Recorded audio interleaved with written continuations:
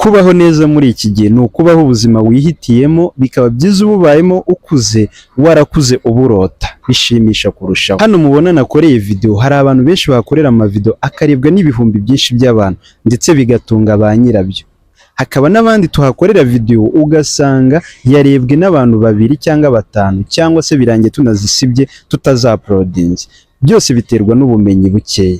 Kuki nimba uri umunyeshuri wiga segonderi cyangwa uyisoje, kuki nimba uri umunyeshuri wiga kaminuza cyangwa se nimba uri umubyeyi warihiriye uwo mwana imyaka 12 cyangwa 15 utamuha impano y'ukwezi kumwe yo kwihugura mu bumenyi bugezweho ushobora kumutandukanya no gukora akazi kariko kose kabonetse. Urihiriye umwana imyaka 15 none ari hano hanze aravuga ngo akaboneka nagakora amasuku, sekereteri, ibindi bintu bitandukanye hano hanze bitajyanye n'ibyo wavunikiye. Rero uyu munsi hari inama nziza naguha.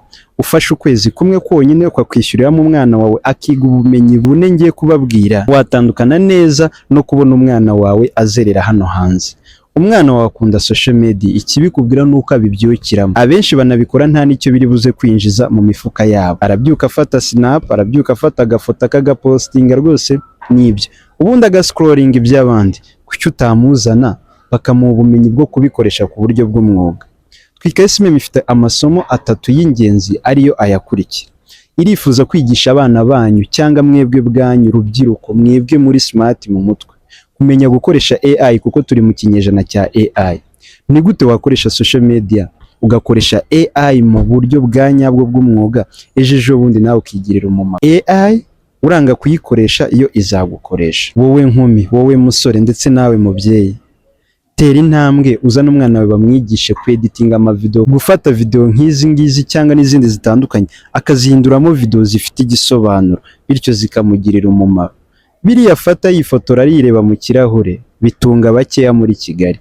Muzane rero ashobore kwihugura kunoza ibyo ngibyo ubona akunda ariko akora nabi. Ikindi bari buze kumwigisha ni kijyanye na social media management.